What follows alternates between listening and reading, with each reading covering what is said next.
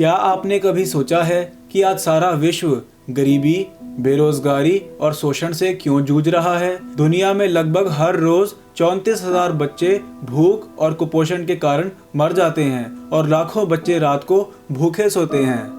हिंसा और आतंकवाद की वजह से लाखों लोग हर साल अपनी जान गंवा देते हैं। यदि भारत की ही बात करें तो हर साल लगभग 1 करोड़ 10 लाख बेरोजगारों की फौज तैयार हो रही है। आपके मन में कभी ना कभी ये सवाल तो आया होगा कि क्यों एक देश दूसरे देश पे हमला करता है, वर्ल्ड वॉर क्यों लगाई जाती हैं, वर्ल्ड वॉर 1, 2, इनका कारण क्या था, इन जंगों से फायदा किसको पहुंचता है। और आज हर बंदा छोटे से छोटा और बड़े से बड़ा कर्ज में डूबा हुआ है, यहाँ तक कि हमारा देश भी कर्ज में डूबा हुआ है। तो ये कर्ज है किसका, दिया किसने है और इसको हम क्यों नहीं चुका पा रहे, इसको समझना पड़ेगा। दिखने में बहुत सारे रईसज़ादे भी देश छोड़ के भाग जाते हैं क्योंकि उनके पास कर्ज चुकाने के लिए पैसा नहीं है। महंगाई के कारण गरीबों की हालत खराब हो गई है, मार्केट में मंदी आ चुकी है, छोटे व्यापार और व्यवसाय बिल्कुल बंद हो गए हैं। सारी दुनिया में एक झूठी फर्जी महामारी लेके आई जा रही है, लोगों को डराया जा रहा है। हर साल हजारों किसान आत्महत्या कर लेते हैं। इतने समय से लाखों किसान दिल्ली पे, पंजाब में, देश में सड़कों पे बैठे हुए हैं, प्रोटेस्ट कर रहे हैं कि हमें फार्मर्स बिल नहीं चाहिए। तो ऐसा सरकार के ऊपर कौन सा दबाव है कि जो बिल फार्मर्स को चाहिए ही नहीं, उन पे जबरदस्ती उनको पिटवा के थोप के दे रही है। 15 साल की पढ़ाई करने के बाद भी, 12 साल स्कूल, 3 या 4 साल कॉलेज, उसके बाद भी हमारे बच्चों को नौकरी नहीं मिलती है। इसका क्या कारण है? क्या हमारे स्कूल में स्किल बेस्ड एजुकेशन दिया नहीं जा रहा? देश में इतने बड़े बड़े अस्पताल, इतने डॉक्टर्स, इतने स्पेशलिस्ट आ चुके हैं, पर फिर भी बीमारियां बढ़ती जा रही हैं। और जो लोग अस्पताल ट्रीटमेंट कराने जाते हैं वो पहले से ही ज़्यादा बीमार होकर लौटते हैं। इतना खर्चा करने के बावजूद भी उनकी बीमारियां बढ़ जाती हैं और अपने आप को स्वस्थ कैसे रखें उनको सिखाया ही नहीं जा रहा। देश की राजनीति में ऐसा कोई लीडर नहीं है जिसको देख के हम उस पर विश्वास कर सकें, जो ईमानदार हो। और हमारी युवा पीढ़ी का चरित्र दिन बर दिन खराब होता जा रहा है। पोर्नोग्राफी, सेक्सुअल फैंटेसीज, इन चीज़ों से ही उनका दिमाग भर गया है। इस तरह के अश्लील गाने और मूवीज़ बनाई जा रही हैं जिनको देख के हमारे युवा पीढ़ी भ्रष्ट होती जा रही है। देश में आए दिन बलात्कार हो रहे हैं। हमारी युवा पीढ़ी को नशों ने पूरी तरह से घेर लिया है। लेस्बियन और गे जैसे कंसेप्ट्स हमारी संस्कृति में डाले जा रहे हैं। हमारी देश के नेचुरल रिसोर्सेज, रियल एसेट्स पर कॉरपोरेट घरानों का कब्जा होता जा रहा है। हमारे किसान और आदिवासियों को उनकी जल जंगल जमीन से वंचित करके कॉरपोरेट्स को बेचा जा रहा है। तो दोस्तों, यदि आप जानना चाहते हैं कि इतनी सारी प्रॉब्लम्स जो दुनिया में हैं, क्या ये अपने आप आई या इनको लेके आया गया है, ये षड्यंत्र किसने रचा है, इसका मूल जड़ क्या है, कारण क्या है इतनी सारी प्रॉब्लम्स का, तो अगर आप जानना चाहते हैं तो इस वीडियो को अंत तक जरूर देखिएगा। क्योंकि आज हम इस वीडियो में बात करेंगे कि दुनिया पे शासन कौन करने की कोशिश कर रहा है, कौन है जो हर इंसान को गुलाम बनाने की कोशिश कर रहा है, कौन है जो इन सारी फर्जी प्रॉब्लम से प्रॉफिट करता है। इसे समझने के लिए हमें हमारी दुनिया में पैसे की व्यवस्था को समझना पड़ेगा। दोस्तों, पैसा तो हम सब इस्तेमाल करते हैं, पर पैसा होता क्या है ये हमें अभी तक प्रॉपरली नहीं पता। और ये पैसा बनाता कौन है और ये पैसे का नियंत्रण करता कौन है? जो दुनिया में पैसे का नियंत्रण करता है वही दुनिया को गुलाम करने के लिए साजिश रच रहा है। पहले समय में गुलामी करने के लिए डराया जाता था बंदूक से, बंदूक दिखा के, डंडा दिखा के लोगों को गुलाम बनाया जाता था। लेकिन आज की दुनिया ऐसी है, इतने सारे लोगों को गुलाम बनाने के लिए एक ऐसा इनडायरेक्ट तरीका निकाल लिया गया है, लोगों को कर्जे में डुबा के, उनको डेथ स्लेव बना के अपना गुलाम बनाया जा रहा है। और जब हम इस सिस्टम को समझ गए तभी हम कोई क्रांति ला सकते हैं। क्योंकि अगर हमें पता ही नहीं सिस्टम में प्रॉब्लम क्या है तो हम जो सोल्यूशन लेंगे वो हवा में तीर चलाया जाएगा जिसका कोई आउटपुट नहीं निकलेगा। हम हाथी की पूंछ को पकड़ लेंगे या टांग को पकड़ लेंगे या नाक को पकड़ लेंगे, पूरा हाथी पिक्चर हमें समझ आएगी इस वीडियो को देखने के बाद। तो दोस्तों, पहले हमें कुछ सवालों के जवाब ढूंढने पड़ेंगे कि दुनिया में राज कौन करता है, किसका पैसा चलता है। हर कोई कर्ज में डूबा हुआ है, पर ये कर्ज किसने दिया है, ये कर्ज देके कौन कमाता है और हम लोग इस कर्ज को क्यों नहीं चुका पा रहे। यानी कि फ्रैक्शनल रिजर्व बैंकिंग, अंश रिजर्व बैंकिंग क्या है, इस प्रक्रिया को बड़े ही ध्यान से सुनिएगा। तो दुनिया को पैसे द्वारा नियंत्रण करने के लिए दुनिया के शासक ने जो पिरामिड बनाया है, जो स्ट्रक्चर बनाया है, पहले हम उसे समझने की कोशिश करते हैं। तो ये जो शासक हैं ये समझते हैं कि दुनिया में जो भी जनता है, जो भी लोग हैं, ये भेड़ बकरियों की तरह हैं। ये हमारी गुलामी करने के लिए हैं। इनका काम क्या है? दुनिया में पैदा होना, पैदा होकर पढ़ाई करना, और पढ़ाई इसलिए नहीं करना कि वो अपना सुखी और अमीर जीवन जी सके, पढ़ाई इसलिए करना ताकि वो हमारे लिए नौकरी कर सकें, हमारी गुलामी कर सकें। उसके बाद शादी करके, बच्चे करके और नए गुलाम हमारे लिए पैदा करें, और फिर रिटायरमेंट के बाद उनकी मृत्यु हो जाए। कभी उनको ये समझ ना आए कि जीवन में उनका मनोरथ क्या था, इस धरती पे वो कहाँ से आए थे, क्या करने आए थे। क्या उनके जीवन का मनोरथ सिर्फ पैदा होना, फिर पढ़ाई करना, फिर नौकरी करना, फिर शादी करके बच्चे करना और उसके बाद मर जाना? क्या इतना ही हमारे जीवन का मनोरथ था? तो वो ये चाहते नहीं कि इंसान इसके बारे में कभी भी सोचे कि वो क्या करने आया था और क्या कर रहा है। तो इस तरह से गुलामी में सारी उम्र कर्ज को चुकाने के लिए गुलामी में ही काट दे, और इस तरह जनता को कंट्रोल करने के लिए सरकारें बिठा रखी हैं। तो कुछ लोग तो ऐसे हैं जिनको इस बारे में पता ही नहीं कि दुनिया में कोई गड़बड़ है या कोई मुसीबत है। उनको तो इस बारे में परवाह ही नहीं है, या वो देखना ही नहीं चाहते, तो उनकी बात तो हम नहीं करते। पर जो लोग समझते हैं कि इस दुनिया में कोई ना कोई परेशानी है, कहीं ना कहीं अन्याय है, कहीं ना कहीं अव्यवस्था है, और वो इसके बारे में कुछ करना चाहते हैं, तो उनका नियंत्रण करने के लिए धर्म, मीडिया और शिक्षा प्रणाली को इस तरह बनाया गया है कि वो कभी सवाल ना करें। नकली धर्म गुरु आके सबको कहते हैं, अरे तुम क्या लेके आए थे, तुम क्या लेके जाओगे, संग्रह मत करो, जो है सब भगवान पे छोड़ दो। तो इस तरह बोल के सोसाइटी में कोई चेंज लेके आने वाली मोटिवेशनल स्पीच या स्पिरिट लोगों में कभी नहीं भरते, ताकि लोग कभी आवाज ना उठाएं। फिर शिक्षा प्रणाली इस प्रकार है कि वो लोगों को सिर्फ नौकरी करना ही सिखाती है, वो ये कभी नहीं सिखाती कि सवाल पूछिए। सरकार जो भी करती है उसको मानना सिखाती है, उसको सवाल करना कभी नहीं सिखाती। और मीडिया तो आपको पता ही है, वो तो एक्टर हैं, एक्टर जो पीछे से पैसे दे देती है सरकार, वही दिन रात दिखाती रहती है, धर्म के नाम पर लड़ाई करवाती रहती है। इतने बड़े बड़े देश के मुद्दों को छोड़ के हिंदू मुस्लिम के नाम पे हमें लड़वाना चाहती है, इसलिए ताकि जनता कभी एक ना हो, वो अपने कॉमन एनिमी को ना पहचान पाए, आपस में ही लड़ते रहें और डिवाइड एंड रूल करके हमेशा हम इन पे राज करते रहें और ये हमारी गुलामी करते रहें। तो जो लोग इस चालाकी को समझ जाते हैं, वो नकली धर्म गुरु, गलत शिक्षा प्रणाली और मीडिया की बकवास से ऊपर उठ जाते हैं। जब वो कुछ करना चाहते हैं तो उनको रोकने के लिए आगे खुफिया एजेंसी बैठी हैं, पुलिस है, कोर्ट है, जेल है, सेना बैठी है, जिसके डर से लोग कभी विद्रोह नहीं करते। उनको पता है कि अगर हम कुछ कहेंगे तो सेना हमें दबा लेगी, पुलिस हमें दबा लेगी। इसका मतलब जो पुलिस है वो अच्छे काम करने वालों को रोकने के लिए है, और हमें लगता है कि पुलिस तो हमारी सेवा के लिए है। नहीं दोस्तों, आपने देखा किस प्रकार किसानों को पीट पीट के पुलिस ने मारा। क्यों मारा? वो तो उनकी सेवा के लिए थी, पर नहीं, वो जनता की सेवा के लिए नहीं, वो सरकार की नौकरी और गुलामी के लिए है और हमें दमन करने के लिए है। अब आप सोचेंगे, यदि सरकार अच्छी हो, अगर हम चुनाव कर लें, अच्छी सरकार ले आए, तो इस व्यवस्था को बदला जा सकता है। पर दोस्तों, यदि चुनाव से इस व्यवस्था को बदला जा सकता तो सबसे पहले चुनाव को ही गैर कानूनी घोषित कर दिया होता। आप लोग वोट कर पा रहे हैं क्योंकि वोट करने से कुछ नहीं बदलता। सरकार कोई भी हो, वो अपने आप में स्वतंत्र नहीं है, उनके ऊपर भी कॉरपोरेट घराने हैं, कंपनियां हैं, जैसे कि रिलायंस, टोयोटा, इसी तरह मोन्सेंटो और दुनिया भर की कॉरपोरेट कंपनीज हैं जो इन पे कंट्रोल करती हैं, इनको फंडिंग देती है, इनको पावर में बिठाती हैं, और जो लोग इनको पावर में बिठाता है सरकार के मंत्री बनाते हैं। आपको लगता है कि आप मंत्री चुनते हैं, आप पॉलिटिकल पार्टी चुनते हैं, पर ये आपके वोट से नहीं, इलेक्शन से नहीं, सिलेक्शन से आते हैं। इनको फंडिंग दी जाती है कंपनियों द्वारा, फंडिंग लेके अपना प्रचार करते हैं, मशीनों में छेड़छाड़ करते हैं, और इस तरह से इलेक्शन जीत के देश के मंत्री बन जाते हैं और आप पे राज करते हैं। लेकिन ये खुद भी स्वतंत्र नहीं है। ये कंपनियां जो हैं, इनको भी नियंत्रण करने के लिए, इनके भी पैसे को नियंत्रण करने के लिए world bank, international monetary fund, international bank of settlement और इस प्रकार की संस्थाएं बनी हुई हैं जो पैसे को नियंत्रण करके इन पे भी राज करती हैं। दुनिया के हर देश के अंदर सेंट्रल बैंक बनाए हुए हैं जो प्राइवेटली ओन्ड हैं, और वहां पे अलग अलग पॉलिसीज के द्वारा कंपनियों को और देश में पैसे की मनी सप्लाई को कंट्रोल करते हैं।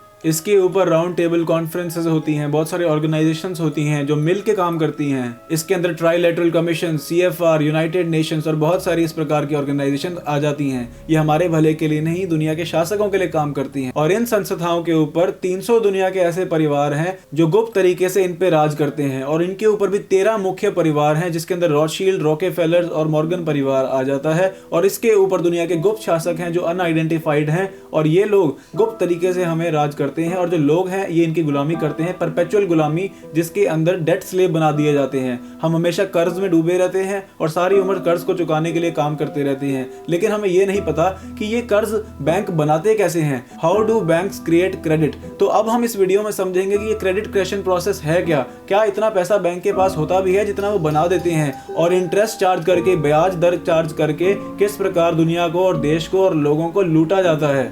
इसीलिए हेनरी फोर्ड ने एक बार कहा था कि अच्छी बात है कि देश के लोग हमारे मॉनेटरी सिस्टम को नहीं समझते। यदि वो समझते होते तो कल सुबह होने से पहले क्रांति हो जाती। तो दोस्तों, ऐसी क्या बात है जिसको अगर जान लिया जाए तो सुबह होने से पहले क्रांति हो सकती है? जी हाँ, वो है फ्रैक्शनल रिजर्व बैंकिंग। तो इस बात को समझने के लिए हमें समझना पड़ेगा कि बैंकिंग प्रणाली काम कैसे करती है, और उससे पहले हमें समझना पड़ेगा कि ये पैसा है क्या।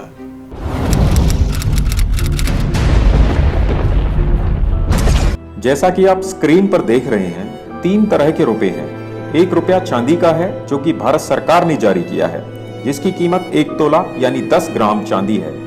दूसरे फोटो में 1 रुपए का नोट देखेंगे, यह भी भारत सरकार ने जारी किया है और इस पर वित्त मंत्रालय के वित्त सचिव के हस्ताक्षर हैं। तीसरे फोटो में 1 रुपए का सिक्का है और यह भी भारत सरकार द्वारा जारी किया गया है। लेकिन 2 रुपए से लेकर 2000 रुपए तक सभी नोट अलग अलग तरह के मिलेंगे। इसमें पहला अंतर यह है कि यह भारत सरकार द्वारा नहीं बल्कि भारतीय रिजर्व बैंक द्वारा जारी किया गया है और भारत सरकार ने इसे गारंटी दी है।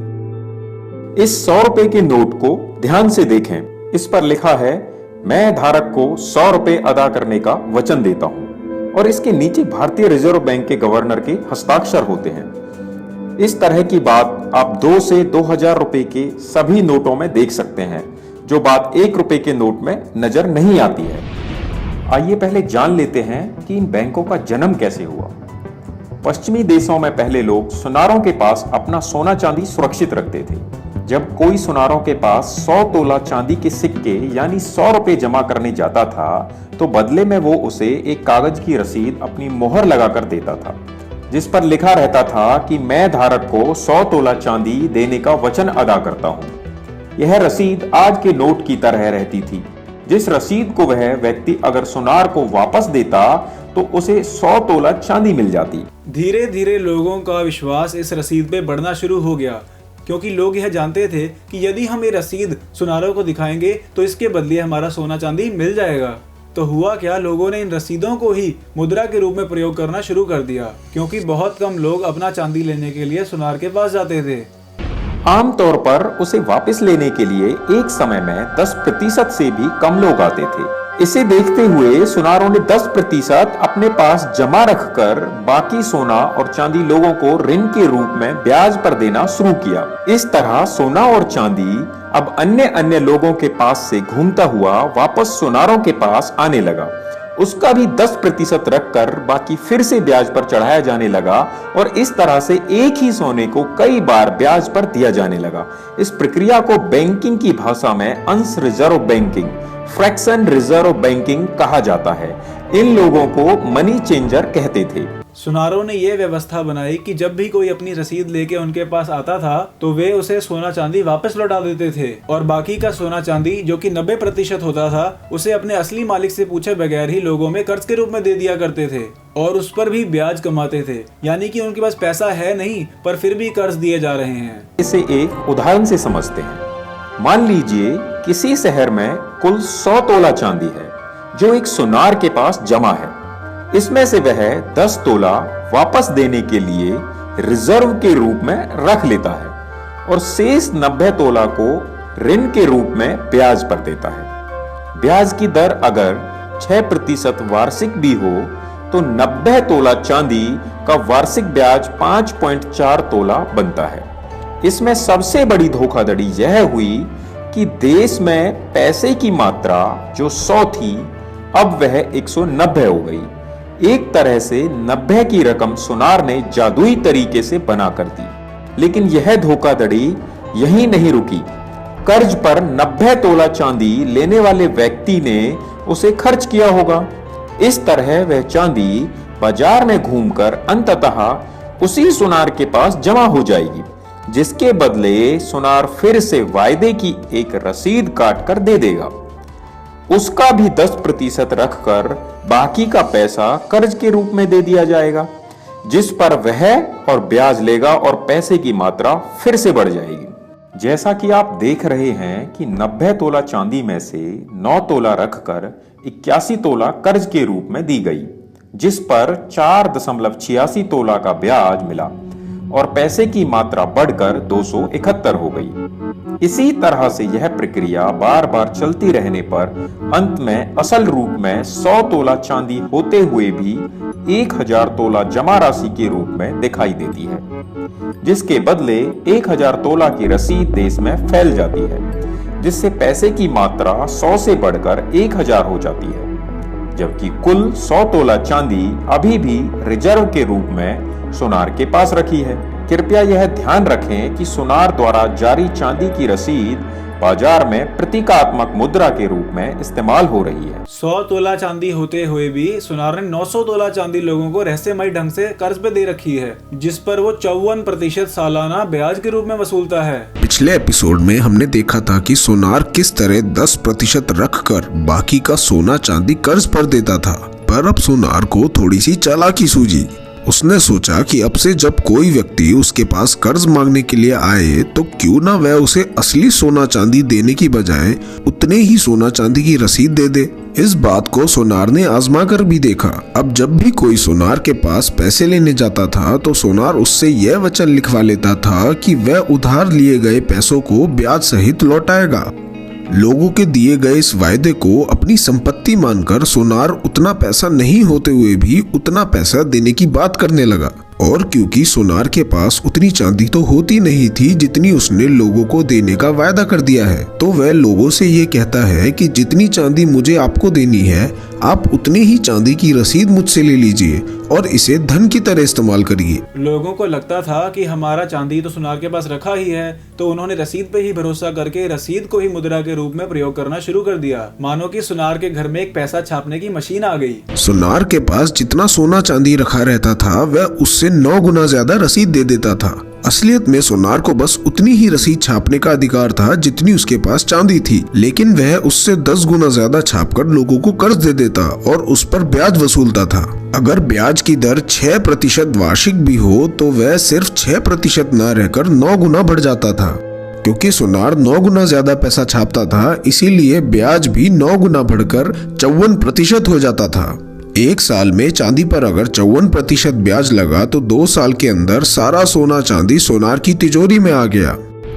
इन सोनारों ने सभी देशों में फैलकर इसी तकनीक का उपयोग करके दुनिया का लगभग सारा सोना चांदी अपने पास इकट्ठा कर लिया। सारा सोना चांदी अपने पास आ जाने के बाद अब दुनिया को और लूटने के लिए इन सोनारों ने बिना सोने या चांदी के आधार पर ऐसे ही पैसा छापकर कर्ज पर देने का निर्णय किया और साल 1933 में गोल्ड स्टैंडर्ड समाप्त करवा दिया गया। गोल्ड स्टैंडर्ड खत्म होने का मतलब यह था कि अब से रसीदों के बदले बैंकों के पास जमा आपका सोना या चांदी वापस नहीं मिलेगा। हम ये जानते हैं कि आपको लगता है कि कोई भी देश जितना ही पैसा छाप सकता है जितना उनके पास सोना या चांदी है, पर गोल्ड स्टैंडर्ड के खत्म होने के बाद ये रूल भी खत्म हो गया। जैसे वे पहले सोना चांदी रखकर कागज की रसीद काटते थे, अब देशों के केंद्रीय बैंकों के द्वारा बनाए गए पैसों को रखकर 10 गुना ज्यादा पैसा कर्ज के रूप में देने लगे।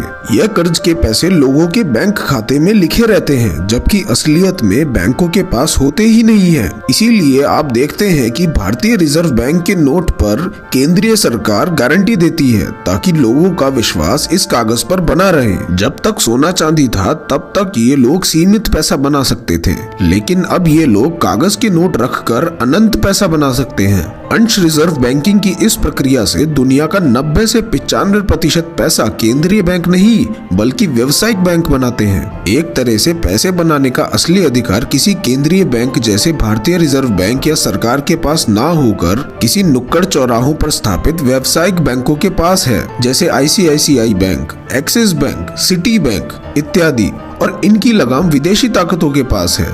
आज के समय में जब कोई आदमी बैंक के पास कर्ज लेने जाता है तो बैंक सोनारों की तरह उस आदमी से एक वायदा लिखवा लेता है कि लिया गया पैसा ब्याज के साथ लौटाना पड़ेगा, जिसके बदले वो आपको कर्ज देने की बात करते हैं, पर असली पैसा ना होने की वजह से वो सिर्फ आपके खातों में लिख देते हैं, जिस पर वे आपसे ब्याज वसूलते हैं।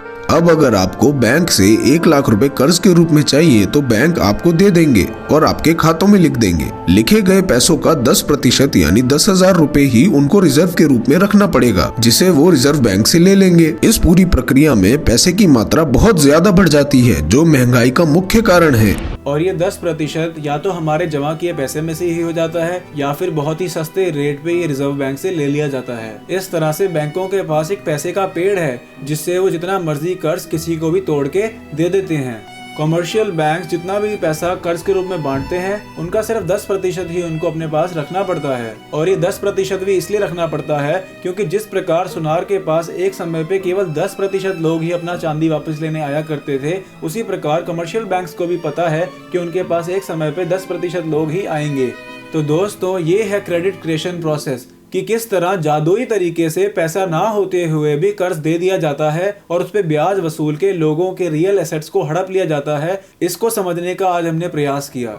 हम चाहते हैं कि वीडियो बहुत लंबी ना हो जाए, इसलिए हम इस वीडियो के एपिसोड को यहाँ पे पॉज करते हैं और बाकी आपको सारा अगले वीडियो में दिखाएंगे। अब तक हमने समझा कि पैसा है क्या और कर्ज बनता कैसे है, सुनारों ने किस प्रकार कर्ज बनाया और अब हमारी बैंकिंग सिस्टम जो है वो किस प्रकार अपने पास पैसा ना होते हुए भी कर्ज बांट रही है और लोगों को लूट रही है। अगले एपिसोड में हम समझेंगे कि किस प्रकार इस कारण की वजह से दुनिया में महंगाई आती है, मंदी आती है, लोगों का धंधा चौपट हो जाता है, किसान आत्महत्या करने पे मजबूर हो जाते हैं, भूखमरी, बेरोजगारी, इस तरह की प्रॉब्लम्स आती हैं। तो जुड़े रहिए हमारे साथ, सब्सक्राइब कीजिए हमारे चैनल को और इस जानकारी को जिसका आधार है बैंकों का माया जाल, ये पुस्तक आप bankjal.com पर जाके पढ़ सकते हैं। ये लगभग 90 पेज की एक किताब है जिसके अंदर बैंकों की मिस्ट्री समझाई गई है। अगर आप इंग्लिश में पढ़ना चाहते हैं एक पुस्तक तो द मिस्ट्री ऑफ बैंकिंग आप जरूर पढ़िएगा। तो मिलते हैं अगली वीडियो में। नमस्कार।